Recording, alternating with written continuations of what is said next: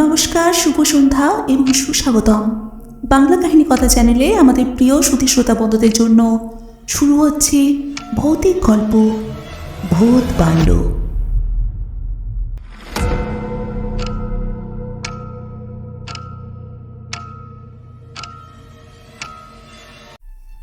Sealdah station থেকে train, বনগ্রাম স্টেশনে নেমে অটো করে যেতে হবে কুটিঘাটের কাছে, একেবারে ইছামতির পারে। নিতাই ছোটবেলায় স্টেশনের কাছেই রিক্সা দেখতে পেত, তাতে করে দিব্যি মামার বাড়ি চলে যাওয়া যেত। সে সময় তার মায়েদের ছেলেবেলায় ছিল গরুর গাড়ি। এখন অবশ্য রিক্সা, অটো, সাইকেল রিক্সা, ভ্যান, যাতায়াতের নানা রকম ব্যবস্থা হয়েছে। কিন্তু নিতাইয়ের যাত্রাটা শুভ হলো না। স্টেশনে এসে দেখে ট্রেন চলে গিয়েছে। অতএব টিকিট কেটে পরের ট্রেনের জন্য অনেকক্ষণ অপেক্ষা করতে হলো। ট্রেনে উঠে পড়ার পর ঘড়ি দেখে নিতাই অনুমান করল সব ঠিকঠাক চললে বেলা 4টে নাগাদ সে মামার বাড়ি পৌঁছে যাবে। গোড়াতেই নিতাই টের পেয়েছিল তার যাত্রা শুভ হলো না, ফলে কিছুই ঠিকঠাক চলল না। মচরন্তপুর স্টেশনে পৌঁছবার আগেই লাইনের উপর গাড়ি দাঁড়িয়ে পড়ল। প্রথমে অন্যদের মতো নিতাইও ভেবেছিল সিগন্যালের জন্য দাঁড়িয়ে পড়েছে গাড়িটা, এখনই ছাড়বে। কিন্তু একটু পরেই জনৈক হকার মারফত খবর পাওয়া গেল সামনে অবরোধ আছে বলে আগের ট্রেনটাও স্টেশনের বাইরে লাইনের উপর দাঁড়িয়ে আছে। ট্রেন যে কখন যাবে তা কেউ জানে না। ট্রেনের কামরার মধ্যে বসে থাকতে থাকতেই সে টের পেল বাইরে দিনের আলো কমে গিয়ে চারপাশে মলিন বিকেল স্পষ্ট হচ্ছে। নিতাই যে ভেবেছিল দিনে দিনে পৌঁছবে, সেটি হওয়ার আশা ক্রমশ ক্ষীণ হয়ে এলো। অবশেষে নিতাই যখন স্টেশনে পৌঁছল তখন শীতের সন্ধে উতরে গিয়ে রাত ঘন হচ্ছে। মাত্র জনা কয়েক যাত্রী স্টেশনে নামল। স্টেশনের বাইরে ঘুটঘুটে অন্ধকার। খান দুয়েক দোকানে হ্যারিকেন, লম্ফ জাতীয় কিছু চলছে। বোধহয় এই এলাকা জুড়ে এখন লোডশেডিং। নিতাই স্টেশনের বাইরে এসে এদিক ওদিক তাকিয়ে কোনো অটো বা রিক্সা দেখতে পেল না। এই অন্ধকারে পথ চিনে যাওয়া তার পক্ষে প্রায় অসম্ভব বলে মনে হলো। ভাবতে ভাবতেই সে একটা ভ্যাপো ভ্যাপো আওয়াজ শুনে বুঝল নির্ঘাত কোনো রিক্সা আসছে। যদি যেতে রাজি হয় তাহলেই তার কষ্ট লাঘব। অন্ধকারের মধ্যে যেটি তার সামনে এসে দাঁড়ালো সেটি রিক্সা নয়, রিক্সা ভ্যান। ভ্যানটা এসে তার সামনে দাঁড়াতেই নিতাই বলল, যাবেন? ভ্যান চালক জিজ্ঞেস করল, কোথায় যাবেন? নিতাই বলল, কুটিঘাট। নিতাই শুনেছে এরকম রিক্সা ভ্যানে করে এই অঞ্চলে শুধুমাত্র মালপত্র নয়, মানুষজনও যাতায়াত করে। নিতাই অন্ধকারে ভ্যান চালকের মুখটা দেখতে পাচ্ছিল না। চালকের মাথায় একটা লাল রঙের টুপি, সম্ভবত উলের। ভ্যান চালক বলল, পিছনে উঠে পড়ুন। নিতাই জানতে চাইল, কত লাগবে? চালক বলল, এখনই রাতের বেলায় তো কোনো প্যাসেঞ্জার পাবো না। কুটিঘাট খুব কাছের পথও নয়, পৌঁছবার পর যা বিবেচনা করবেন তাই দেবেন। নিতাই যেন বলতে গেল। চালকের সামনে থেকে পিছনের দিকে এসে দেখল ভ্যানের উপর একটা বস্তা আড়াআড়িভাবে শোয়ানো, বোধহয় কোনো আনাজের বস্তা। নিতাই ভ্যানের উপর বসে নিজের ব্যাগটা ওই বস্তাটার পিছনে রেখে বলল, চলুন। ভ্যান চলতে লাগলো। স্টেশনের বাইরের দোকানগুলোতে টিমটিমে আলো জ্বলছিল, কিন্তু স্টেশন চত্বর পেরিয়ে আসতেই সেটুকু আলোও হারিয়ে গেল। নিতাইয়ের মনে হলো একটা অন্ধকার সুড়ঙ্গের ভেতর দিয়ে তাকে নিয়ে ভ্যানটা এগিয়ে যাচ্ছে। সামনে পিছনে ডাইনে বাঁয়ে শুধু অন্ধকার। রাস্তার দুপাশে বড় বড় গাছের পাতাগুলো রাস্তার মাথার উপরে এমনভাবে ছেয়ে আছে যে উপরের আকাশটাকেও দেখা যাচ্ছে না। ভ্যান চালক ভ্যান চালাতে চালাতেই বলল, এদিকে রাস্তা ভালো না, ভ্যান গাড়ি শুধু লাফাবে, আপনি ওই বস্তাটা ধরে বসুন। নিতাই একটু পেছনে সরে এসে বস্তাটার উপর কনুইয়ের ভর দিয়ে বসতে যাওয়ার আগে জিজ্ঞেস করল, কি আছে বস্তার মধ্যে? কেমন একটা গন্ধ বেরোচ্ছে। ভ্যান চালক বিরক্ত গলায় বলল, তা তো বেরোবেই, সকালের মরা, এখন নিয়ে যাচ্ছি থানায়। ডেড বডি তো পচতে শুরু করেছে, পুলিশের হুকুমে থানায় নিয়ে যাচ্ছি, তারপর সেখান থেকে যদি মর্গে নিয়ে যেতে বলে তাই নিয়ে যাব। নিতাই সোজা হয়ে বসল। টের পেল পৌষের শীতেও তার শরীর ঘামছে। সে কঠিন গলায় বলল, ভ্যান থামান, আমি নেমে যাব। ভ্যানটা থামাতেই নিতাই তার ব্যাগটা নিয়ে লাফ দিয়ে নামতে যাওয়ার আগে ওই বস্তার ভিতর থেকে ভারী অদ্ভুত গলায় কে যেন বলল, নেমে গেলে আর গাড়ি পাবি না, অত অসৎ লোকের সঙ্গে ওঠা বসা করছিস, আর আমার মতো নিরীহ একটা ডেড বডির সঙ্গে কিছুটা পথ যেতে তোর এত আপত্তি? নিতাই মুহূর্ত মাত্র দেরি না করে লাফ দিয়ে নিচে নেমে পড়ল। চালক কোনো কথা না বলে ভ্যান চালিয়ে মুহূর্তের মধ্যেই অন্ধকারে হারিয়ে গেল। অন্ধকার রাস্তায় একলা দাঁড়িয়ে তার মনে হলো, ভ্যান থেকে নেমে সে কি ভুল করল? সে যদি বস্তার মধ্যে কি আছে সেটা না জানতো তাহলে কোনো ব্যাপার ছিল না। জানবার পর বস্তাবন্দি একটা মৃতদেহের সঙ্গে কি করে এতটা পথ যাওয়া যায়? নিতাই রাস্তার একপাশে দাঁড়িয়ে এইসব ভাবছিল, আর এদিক ওদিক তাকিয়ে কোনো গাড়ি আসছে কি না দেখছিল। রাস্তা দিয়ে হুটহাট করে এক একটা গাড়ি চলে যাচ্ছিল, হাত দেখালেও থামছে না। যতদূর চোখ যায় ততদূর পর্যন্ত শুধুই অন্ধকার। কোনো দোকান অথবা লোকজনের বাড়ি আছে কি না বোঝা যাচ্ছিল না। ঠিক এইরকম সময় তার পিছন দিক থেকে রিং রিং শব্দে বেল বাজাতে বাজাতে কিছু একটা আসছিল। নিতাইয়ের মনে হলো রাস্তার দুধারে তো ধান মাঠ, ধান কাটার পর সেই শূন্য মাঠে তো কোনো রাস্তা নেই, নাকি মাঠের মধ্যে দিয়ে ইদানিং রাস্তা হয়েছে? নিতাই পিছন ফিরে অন্ধকারে স্পষ্ট করে কিছুই দেখতে পেল না, তবে মনে হলো কিছু একটা আসছে। হ্যাঁ, একটু পরেই একটা রিক্সা এসে তার সামনে দাঁড়ালো। নিতাই যেন হাতে চাঁদ পেল। সে বলল, ভাড়া যাবেন? নিতাই রিক্সায় উঠে বসতে বসতে বলল, আমি যাব। কিন্তু নিতাই কথা শেষ করার আগে রিক্সা চালক বলল, জানি তুমি কুটিঘাটে তোমার মামা রামপদ ঘোষালের বাড়ি যাবে, আমি তো তোমাকে নিতেই এলাম। আজ এখানে একদিনের জন্য বাস, অটো, রিক্সা সব ধর্মঘট, ভাগ্নে আসবে কেমন করে এই ভেবেই তোমার মেজ মামা উতলা, তাই তো আমার আশা। নিতাই বুঝল তার মেজ মামাই নির্ঘাত এই রিক্সাওয়ালাকে পাঠিয়েছেন, কিন্তু লোকটা এই ঘুটঘুটে অন্ধকারে ঠিক তার কাছে এসে দাঁড়িয়েছে। কেমন করে তাকে চিনল? নিতাই মনে মনে ভাবল, আগে মামার বাড়ি যাই, তারপর সব জানা যাবে।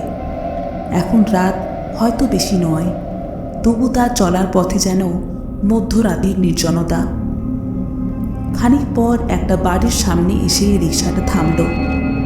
রিক্সা থেকে নামার আগে নিতাই মামার বাড়ির দিকে তাকালো। বাড়িটা অন্ধকারে ডুবে আছে। নিতাই ভাবল, এখন লোডশেডিং, মামার বাড়ির কোনো ঘরে কি কোনো আলো জ্বলছে না? জানলা বা দরজার ফাঁক দিয়ে একটু আলো তো বাইরে আসতে পারে, কিন্তু এ কি অবস্থা? নিতাই অন্ধকারে রিক্সাওয়ালার দিকে তাকালো। অন্ধকারে লোকটাকে ভালো করে দেখা যাচ্ছে না। নিতাই বলল, বাড়িতে কেউ নেই নাকি? রিক্সাওয়ালা কোনো কথা না বলে জোরে জোরে রিক্সার বেল বাজালো। এবার দরজা খোলার আওয়াজ শোনা গেল। একটু পরেই একটা টর্চের আলো এসে পড়ল মামা বাড়ির মস্ত উঠোনে। রিক্সাওয়ালা এবার বলে উঠল, ওই যে তেনারা বেরোচ্ছেন, এবার আমায় ছাড়ো। নিতাই রিক্সা থেকে নেমে ভাড়া দিতে গিয়ে জিজ্ঞেস করল, কত দেব? রিক্সাওয়ালা বলল, যা হয় দাও। এই বলে নিতাইয়ের দিকে হাত বাড়িয়ে দিল। মামার বাড়ির আলোটা এতক্ষণে ঘরের দরজা থেকে এগিয়ে এসে রিক্সার উপর পড়েছে। নিতাই দেখে যে রিক্সা করে সে এসেছে সেই রিক্সাওয়ালার বাড়ানো হাতটা সাধারণ মানুষের মতো নয়, রক্ত মাংসহীন একটা কঙ্কালের হাত। এবার ভালো করে তাকিয়ে দেখল লোকটার গোটা শরীরটাও তাই। একে কি মানুষ বলা যায়? একটা কঙ্কাল রিক্সা টানতে পারে? নিশ্চয়ই পারে, না পারলে সে এলো কেমন করে? নিতাই নিজের পকেটে হাত ঢুকিয়েছিল রিক্সা ভাড়া দেবে বলে, কিন্তু রিক্সাওয়ালার হাত এবং শরীরের দিকে তাকিয়ে সে যেন পাথর হয়ে গেল। পকেট থেকে আর হাতই বের করতে পারছে না। টর্চ হাতে নিয়ে একটা লোক এসে দাঁড়িয়েছিল রিক্সাওয়ালার কাছে। সেই লোকটাকে দেখে নিতাই খানিকটা ভরসা পেয়ে পকেট থেকে হাত বার করল। হাতে 20 টাকার নোট। এই রিক্সাওয়ালা মানুষ নিশ্চয়ই নয়, তবে কি ভূত? ভূতেদের সঙ্গে নিতাই কখনো লেনদেন করেনি, কিছু কেনাকাটার সুযোগও পায়নি। অতএব সে জানে না ভূতেরা প্রাপ্য টাকা নিয়ে ব্যালেন্স ফেরত দেয় কিনা। নিতাই 20 টাকার নোটটা ওই কঙ্কালের হাতে দেওয়ার পর ওই ভূত অথবা কঙ্কালসার আজব মানুষটা বলল, ঠিক আছে। যেভাবে কর্পূর উবে যায় ওই রিক্সাওয়ালার ঠিক সেভাবে উবে গেল। এবার নিতাই টর্চ হাতে লোকটার দিকে সন্দেহজনক দৃষ্টিতে দেখতে দেখতে ভাবল, এ মানুষ তো নাকি? নিতাই লোকটার দিকে তাকিয়ে বলল, আমি কলকাতা থেকে আসছি, আমার নাম নিতাই চক্রবর্তী, আমার মেজো মামা। টর্চ হাতে লোকটা বলল, আসুন, তিনি তো আপনার জন্যই অপেক্ষা করছেন আর চিন্তা করছেন। আমি তো মেজবাবুকে বললাম ভয় নেই, ছোটবাবু নিজে যাবেন ভাগ্নিকে আনতে। নিতাই অবাক চোখে লোকটার দিকে তাকিয়ে বলল, ছোটবাবু মানে? আমার ছোট মামা? তিনি তো কবেই মারা গিয়েছেন। লোকটা এবার নিতাইকে নিয়ে বাড়ির দিকে যেতে যেতে বলল, হাজার হোক ঘোষাল বাড়ির ছোট ছেলে, অপঘাতে মৃত্যু হয়েছে বলে তো ভূত হয়ে গিয়ে বনে বাজারে ঘুরতে পারে না। পৈতৃক সম্পত্তিতে তার হক আছে, কদিন হলো এই বাড়িতেই থাকে। পরের পয়সায় খাবে না বলে নিজেই রোজগার করে। দিনে অসুবিধে, তাই রাতে রিক্সা চালায়। সরকারের বেজায় দয়া, তাই প্রায় রাতেই লোডশেডিং হয়। তখন ছোটবাবুর ভালো রোজগার। উঠোন পেরিয়ে ঘরের মধ্যে আসার পর দেখা গেল মেজো মামা সারা গায়ে চাদর জড়িয়ে একটা চৌকির উপর বসে, তার কোমর পর্যন্ত লেপ দিয়ে ঢাকা। নিতাইকে দেখে মেজো মামা বললেন, আসতে কোনো কষ্ট হয়নি তো? বাস আর এই ধর্মঘট, তার উপর অন্ধকার রাত, তাই তোর ছোট মামা হরিপদ গিয়েছিল তোকে আনতে। তুই ট্রেনে ওঠার পরেই হরি আমাকে খবর দিয়েছিল তুই আসছিস। ওরা চেষ্টা করলে সবই জানতে পারে। নিতাই ধপাস করে মেজো মামার পাশে বসে পড়ল। ছোট মামার রিক্সাতেই তো এলাম, 20 টাকা ভাড়াও দিলাম। মেজো মামা অবাক হওয়ার ভঙ্গিতে বললে, হরি তোর কাছ থেকে ভাড়া নিল? নিজের ভাগ্নিকে চিনতে পারেনি? নিতাই বলল, চিনেছি ঠিকই, নইলে আমায় আনলো কেমন করে? বরং আমিই ছোট মামাকে চিনতে পারিনি। মেজো মামা আক্ষেপের গলায় বললেন, কি করে চিনবি বল? ওর তো আর আগের চেহারা নেই। এ বাড়িতে যাতায়াত আছে বলে আমরা দিব্যি চিনি। একটু থেমে থেকে নিতাই বলল, ভূত দেখার কথাই যদি বলো তবে তো ছোট মামার মধ্যেই তার দর্শন পেয়ে গেলাম। মেজো মামা বললেন, তা অবশ্য ঠিক, তবে হরি হচ্ছে আমাদের ভাই, নিজের আত্মীয় জ্ঞাতি কুটুম, এদের ঠিক জেনুইন ভূত হিসেবে মেনে নেওয়া যায় না। এই হরি সেই অপঘাতে মরল। যদি আরও কয়েক বছর আগে মারা যেত তাহলে জামাইবাবুর ভূত দেখার বাসনা কিছুটা হলেও পূর্ণ হতো। নিতাই বলল, কিছুটা কেন? মেজো মামা একটু হাসলেন, বেশ বিষণ্ণ হাসি। তিনি বললেন, মানুষের মধ্যেও যেমন সবাই পূর্ণ মানুষ নয়, ভূতেদের মধ্যেও তেমনই সবাই পূর্ণ ভূত নয়। হরি এখনও পৈতৃক ভিটের মায়া ছাড়তে পারল না। মানুষের সঙ্গে ওর মেলামেশা বেশি, ভূতেদের সঙ্গে ওর তেমন মাখামাখি নেই। ভূতেদের কোনো অনুষ্ঠানে, সমাবেশে বা জলসায় হরি বিশেষ যায় না। ফলে ভূত হলেও ভূত সমাজ ওকে এখনও পূর্ণ ভূতের মর্যাদা দেয়নি। তোকে দেখাবো অন্যরকম ভূত, যারা ভূত সমাজে কুলীন এবং নেতা গোছের। রাত্রে খাওয়া দাওয়ার পাট চুকে যাওয়ার পর নিতাই জানতে চাইল, সেই কুলীন আর নেতা গোছের ভূতেরা কোথায় থাকে? মেজো মামা লেপের নিচে পা ঢোকাতে ঢোকাতে বললেন, ভূতগুলো আস্তে আস্তে মানুষের সঙ্গে সমাজে মিশে যাচ্ছে, এমনভাবে মিশে গিয়ে ঘোরাঘুরি করছে যে ভূত আর মানুষকে আলাদা করে চেনা যাচ্ছে না। নিতাই মেজো মামার মুখের দিকে তাকিয়ে বলল, তাহলে আমার কি পূর্ণ ভূত দেখা হবে না? মেজো মামা বললেন, তোকে তো সেই পূর্ণ ভূত দেখাবো বলেই জরুরি চিঠি দিয়ে ডেকে পাঠালাম। এখান থেকে একটু দূরে সাহেবকুঠি বলে বড় একটা বাড়ি আছে, অব্যবহারে প্রায় পোড়ো বাড়ি। সেই সাহেবকুঠি কয়েকদিনের মধ্যেই ভাঙা হবে। এখানে নাকি কিসের ফ্যাক্টরি হবে। এবার ভেবে দেখ, সাহেবকুঠির এত ভূত যাবে কোথায়? সেই কারণেই আগামীকাল তাদের প্রতিবাদ সভা। আমি তোকে ওই সভায় নিয়ে যাব। ওই সভায় একসঙ্গে অনেক কমপ্লিট ভূত দেখতে পাবি। এরপর মেজো মামিমা তাকে একটি ঘরে নিয়ে এসে বললেন, নিতাই, এই ঘাটে তুমি শুবে, মশারি টাঙিয়ে দেওয়া হয়েছে। নিতাই মশারির মধ্যে ঢুকে পড়ার পর দেখল তার খাটের ওপাশে আর একটা চৌকি, তাতে চমৎকার করে বিছানা পাতা, কিন্তু কোনো মশারি টাঙানো নেই। নিতাই মেজো মামিকে জিজ্ঞেস করল, ওই বিছানায় কে শোবে? ওখানে তো মশারি টাঙানো নেই। পান চিবোতে চিবোতে খুব স্বাভাবিক ভঙ্গিতে মেজো মামি বললেন, ওটা ঠাকুরপুর জন্য, ওর খাবার ঢাকা দেওয়া আছে, ওর জন্য চিন্তা নেই। ও এসে খেয়ে দিয়ে শুয়ে পড়বে, ঠাকুরপুর মশারি লাগে না। শরীর বলতে তো শুধু হাড়, ওই হাড়ে মশার ফুল ফোটে না। নিতাই দেখল মেজো মামি চলে যাচ্ছেন। সে একটা ঢোক গিলে কাতর চোখে ওই শূন্য বিছানাটার দিকে তাকিয়ে রইল।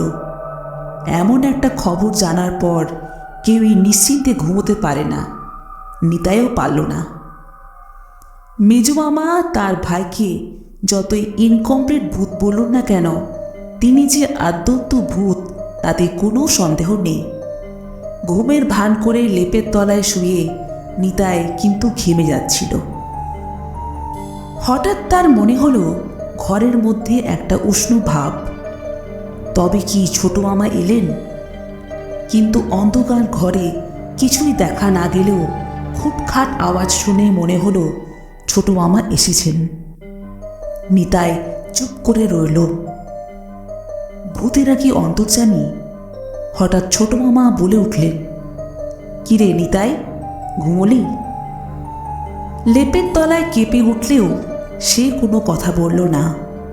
কোন কথায় কি বলে ফেলে বিপদ বাড়াবে, তার চাইতে চুপ করে থাকাই ভালো। জীবনে তো এর আগে কখনো কোনো ভূতের সঙ্গে এক ঘরে রাত কাটায়নি। ভূত দেখার অভিজ্ঞতা এমন হবে সেটা জানা থাকলে সে ভূত দেখতে আসতো না। কিন্তু ঘরের মধ্যে এসব কি হচ্ছে? জোনাকির মতো ছোট ছোট কয়েকটা আলো ঘরের মধ্যে ঢুকলো। নিতাই প্রথমে জোনাকেই ভেবেছিল, কিন্তু আলোগুলো হঠাৎ বড় হয়ে গিয়ে ঘরের মধ্যে ঘুরে ঘুরে পাক খেতে আরম্ভ করল। কে একজন যেন ছোট মামাকে জিজ্ঞেস করল, হরিপদ, মশারের মধ্যে কে শুয়ে রে? গন্ধটা তো ভালো ঠেকছে না। ছোট মামা জবাব দিলেন, আমার ভাগ্নি, আজকেই কলকাতা থেকে এসেছে। তারপর ওরা ছোট মামার সঙ্গে ফিসফিসিয়ে অনেকক্ষণ কথা বলল। তারপর কখন যে কি হলো তা আর মনে পড়ছে না। সকালে ঘুম ভাঙার পরে নিতাই ছোট মামার বিছানাটার দিকে তাকালো। বিছানাটা খালি, তার মানে ছোট মামা ঘুম ভেঙে উঠেই চলে গিয়েছেন। দুপুরের পর মেজ মামার সঙ্গে সাহেব কুঠিতে এসে নিতাই দেখল কোথাও কোনো মিটিংয়ের আয়োজন নেই। মেজ মামাকে বলতেই মেজ মামা বললেন, এটা কি মানুষের মিটিং যে রাজ্যের লোককে জানাতে জানাতে এবং জ্বালাতে জ্বালাতে মিটিংয়ের মিছিল চলবে? এখানে সব হয় নিঃশব্দে এবং সাবলীলভাবে। মন স্থির করে দেখবার চেষ্টা করো। নিতাই মন স্থির করে দাঁড়িয়ে থাকলেও কিছুই দেখতে পাচ্ছিল না। হঠাৎ তার কানের কাছে কে যেন ফিসফিস করে বলল, নিতাই, তোর বাবাকে দেখ, মঞ্চের উপর, দেখতে পাচ্ছিস? নিতাই বলল, না। এবার সেই ফিসফিস করা গলা বলল, আমি তোর ছোট মামা, তোকে ছুঁয়ে রইলাম, এবার তুই সব দেখতে পাবি। আমার বড়দা ছুঁয়ে আছে মেজদাকে, তাই মেজদা সব দেখতে পাচ্ছে। মানুষের হাতের স্পর্শ কেমন তা নিতাই জানে।